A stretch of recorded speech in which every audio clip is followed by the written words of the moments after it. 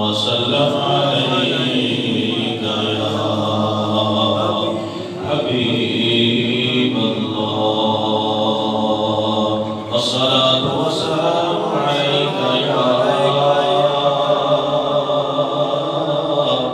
رسول الله وعلى آلك وأصحابك يا حبيب الله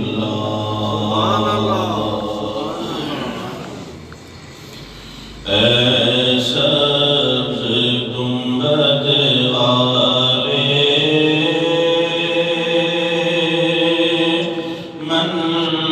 منظور دعا کرنا جب وقت نظر آئے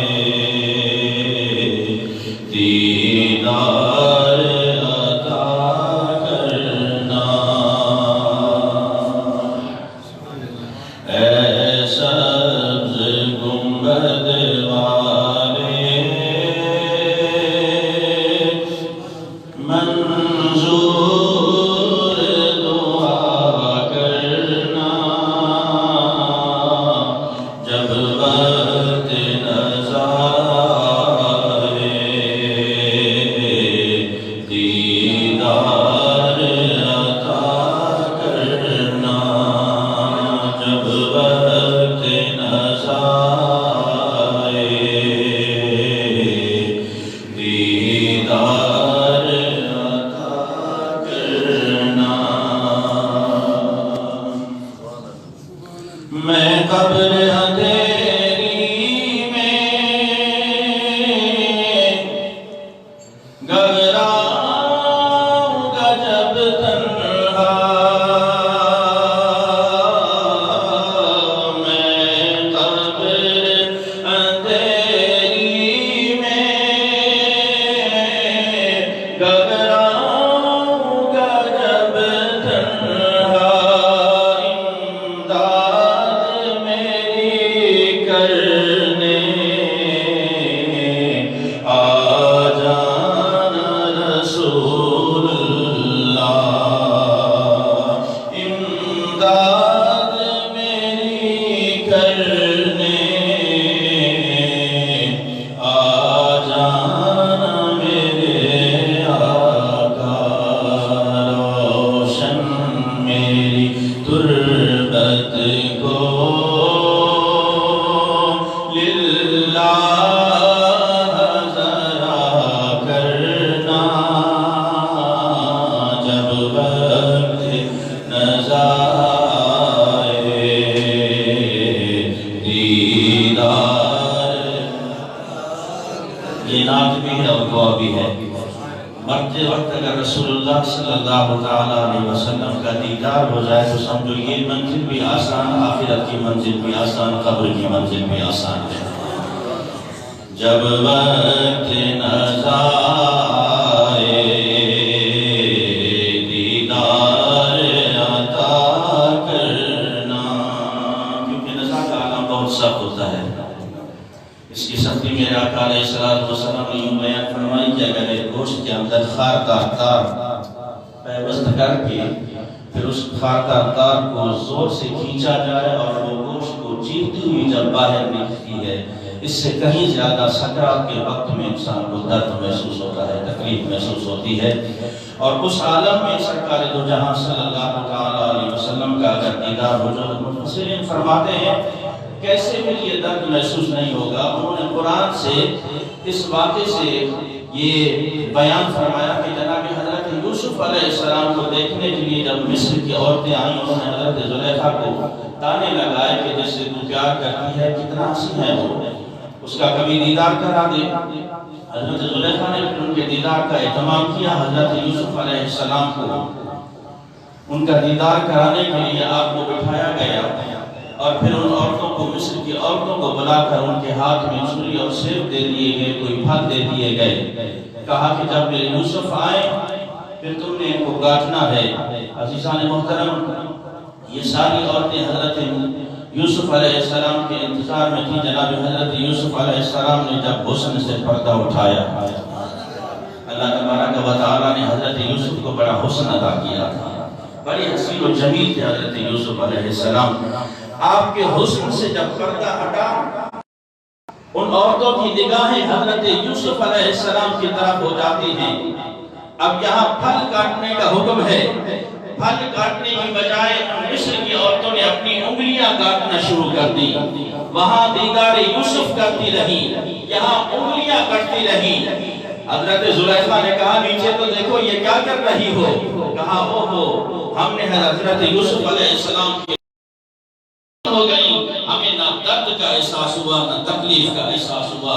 جسم کٹتا رہا لیکن پھر بھی درد محسوس نہیں ہوا.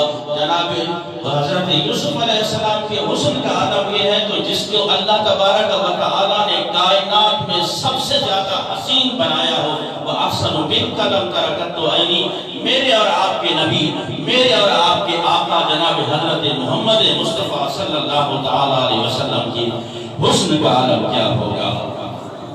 تو پھر مفسرین فرماتے ہیں جب دیدار مصطفیٰ اگر سکرات کے وقت ہو گیا، نزا کے عالم میں ہو گیا تو ساری سختیاں ہی دور ہو جائیں گی.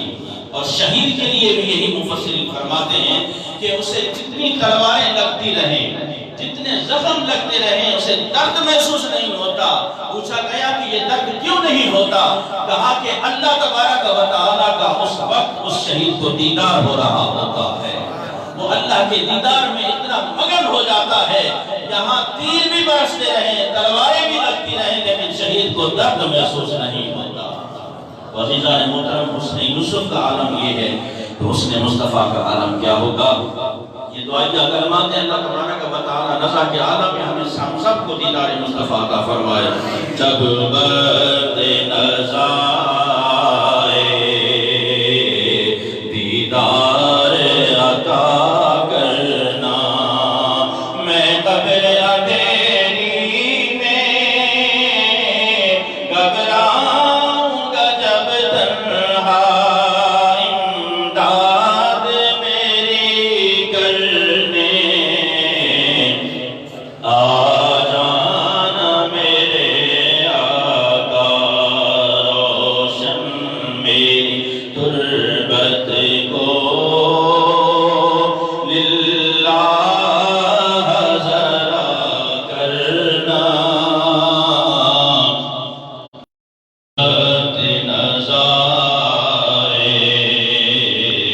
دیدار مجرم ہوں جاں بھر کا، سرکار بھرم رکھنا. مجرم ہوں جاں بھر کا، سرکار بھرم رکھنا. رسوائے زمانہ ہوں، دامن میں چھپا لینا. رسوائے زمانہ ہوں، دامن میں چھپا لینا. مقبول دعا میری محبوب خدا کرنا. جب وقت نزا دیدار عطا کرنا. اللہ تبارک و تعالیٰ ہم سب کو عشق مصطفیٰ صلی اللہ علیہ وسلم کی دولت سے مالا مال فرمائے. ہمارا جینا مرنا، ہمارا اٹھنا بیٹھنا سرکار دو جہاں صلی اللہ علیہ وسلم کی عشق اور محبت میں گزرے. عزیزان محترم، جو آیا کریمہ میرا موضوع سخن آج والدین کی ادب و احترام کے حوالے سے ہے. اللہ تبارک و تعالیٰ نے دین مصطفیٰ صلی اللہ علیہ وسلم پر عمل پیدا ہونے کی توفیق عطا فرمائے. فی زمانہ آج جہاں ہر ہر چیز کا قدر و منزلت انسان ہوتا جا رہا ہے۔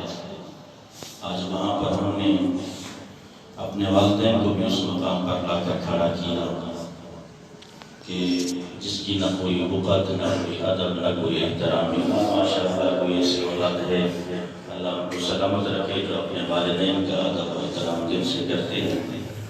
میرے ساتھیوں، ہمیں اللہ تبارک و تعالیٰ نے جو پیارا دین مصطفیٰ، شریعت مصطفیٰ صلی اللہ علیہ وسلم عطا کیا، وہ بہت ہی پاکیزہ، پاک ستھرا ہے۔ اس دین نے ہمیں ہر چیز کھول کر بیان کر دی ہے، اور ہر چیز کا اللہ تبارک و تعالیٰ کے محبوب علیہ السلام آج سے 1400 سال پہلے بیان فرما گئے، الیوم اکملت لکم دینکم واتممت علیکم نعمتی۔ میرے مصطفیٰ کریم علیہ السلام نے ہر چیز کا واضح بیان فرما دیا ہے، لیکن ضرورت صبر کی ہے کہ آج اگر ہم اس نبی صلی اللہ علیہ وسلم سے سچی محبت کرتے ہیں تو پھر ان فرمودات پر ہمیں عمل پیرا ہونا ہوگا۔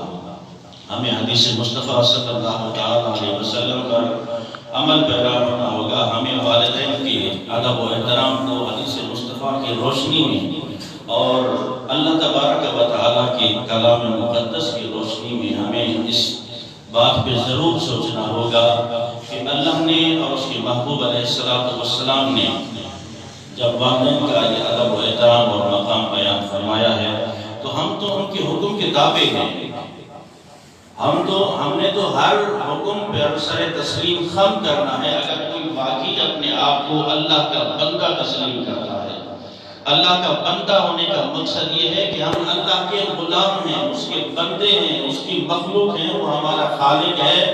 ہمیں جو حکم فرمائے، جو آرڈر فرمائے، ہم نے سر تسلیم خم کرنا ہے۔ اسلام نے ہمیں یہی سکھایا ہے، اور جس نبی صلی اللہ علیہ وسلم سے ہم نے اپنی لو لگائی ہے اور ذریعہ نجات سمجھتے ہیں اس ذات کو، ذات مصطفیٰ صلی اللہ علیہ وسلم کو، تو ہمیں اس بات پر بھی ضرور سوچنا ہوگا کہ اس نبی صلی اللہ علیہ وسلم نے ہمیں والدین کے بارے میں کیا حکم فرمایا ہے۔ سب سے پہلے قرآن مقدس کا ارشاد ہے وَقَضَىٰ رَبُّكَ أَلَّا تَعْبُدُوا إِلَّا إِيَّاهُ وَبِالْوَالِدَيْنِ إِحْسَانًا، اور تمہارے رب کا حکم ہے کہ اسی کی عبادت کرو، اسی کی عبادت کرو۔ اللہ تعبدوا الا اياه وبالوالدين احسانا، اور اپنے والدین کے ساتھ حسن سلوک کرو، ان کے ساتھ احسان کرو، اچھا سلوک کرو۔ اما يبلغن عندك الكبر احدهما او كلاهما، اگر تمہارے والدین میں سے والد یا والدہ یا دونوں بڑھا جائیں، اما يبلغن عندك الكبر احدهما او كلاهما فلا تقل لهما اف ولا تنهرهما، پھر تم نے ان کے سامنے اف تک بھی نہیں کرنی۔ وَقُلْ لَهُمَا قَوْلًا كَرِيمًا، پھر نرم اور میٹھے اور کریمانہ انداز میں، عاجزانہ انداز میں اپنے والدین سے گفتگو کرنی ہے، ان کے ساتھ برتاؤ کرنا ہے۔ یہ تو قرآن کا صحیح حکم ہے۔ اب اس کی نہ کوئی زیر کو بدل سکتا ہے، نہ زبر کو بدل سکتا ہے، نہ کوئی ایک حرف آگے پیچھے کر سکتا ہے۔ اگر عزیزان محترم ہم قرآن کی روح سے ہی دیکھیں تو قرآن نے ہمیں واضح بیان فرما دیا ہے کہ والدین کا ادب و احترام اور ان کا مقام کیا ہے۔ آئیے اگر یہ بات تفصیلاً سننی ہو تو حدیث مصطفیٰ صلی اللہ علیہ وسلم آپ کے سامنے رکھ رہا ہوں۔ میرے آقا علیہ السلام نے ارشاد فرمایا جو شخص یہ چاہتا ہے کہ میں روزانہ حج کروں، یعنی جس نے اپنے والدین کو، والد یا والدہ کو محبت کی نگاہ سے ایک مرتبہ دیکھا، اللہ تبارک و تعالی حج مقبول کا ثواب اسے عطا فرما دیتا ہے۔ بلند آواز سے سبحان اللہ کہیے۔ سرکار دو جہاں صلی اللہ علیہ وسلم نے کیا ارشاد فرمایا کہ کوئی اولاد، کوئی بیٹا یا بیٹی اپنے والدین کو محبت بری نگاہ سے ایک مرتبہ دیکھے، اللہ تبارک و تعالی اسے حج مقبول کا ثواب عطا فرماتا ہے۔ یہ جو حج میں اور آپ ادا کرتے ہیں، اللہ تبارک و تعالی سب کو یہ سعادت بخشے، اس کے مقبول مبرور ہونے کی گارنٹی ہمارے پاس نہیں ہے۔ یعنی جب ہم نماز پڑھنے لگتے ہیں تو ہماری امید ہوتی ہے رب تعالی ہماری نماز کو قبول فرمائے، لیکن ہمارے پاس کوئی گارنٹی نہیں کہ نماز پڑھنے کے بعد ہم یہ کہہ سکیں کہ یہ ہماری نماز رب کی بارگاہ میں قبول ہو چکی ہے۔ یہ کسی کے پاس کوئی گارنٹی نہیں ہے۔ اسی طرح روزہ ہے، حج ہے، زکوٰۃ ہے، ہم نے اللہ کے حکم کو بجا لایا، لیکن گارنٹی ہمارے پاس نہیں ہے میں نے جو حج کیا ہے یہ اللہ نے قبول بھی کیا ہے یا میرے منہ پر دوبارہ مار دیا ہے. کیونکہ آج ہم فی زمانہ جو عبادت کر رہے ہیں دیکھنے میں تو یہی آ رہا ہے کہ ہماری ہر عبادت دکھلاوے کی طرف جا رہی ہے، ہماری ہر عبادت، ہر نیکی کا کام ریاکاری کی طرف جا رہا ہے. لوگ زیادہ تر اس بات میں خوش ہوتے ہیں کہ میری نیکی کا چرچا ہو، لوگ زیادہ تر اس بات میں خوش ہوتے ہیں کہ میری نیکی کا چرچا ہو، لوگوں کی زبان پر یہ زد عام ہو کہ فلاں صاحب نے یہ کام کیا ہے.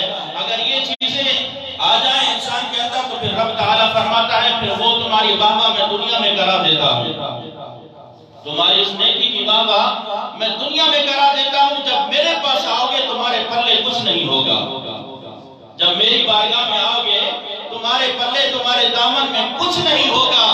اس لیے یہ حدیث کا واضح بنا ہے، بیان ہے سرکار دو جہاں صلی اللہ تعالیٰ علیہ وسلم نے ارشاد فرمایا کچھ لوگ اللہ کی بارگاہ میں پیش ہوں گے قیامت کے دن.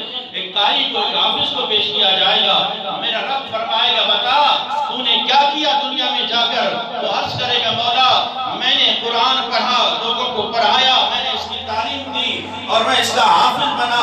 میرا رب یہ ارشاد فرمائے گا وہ تو نے اپنی ذات کی شہرت کے لیے کیا اور وہ شہرت میں نے تمہیں دنیا میں دے دی.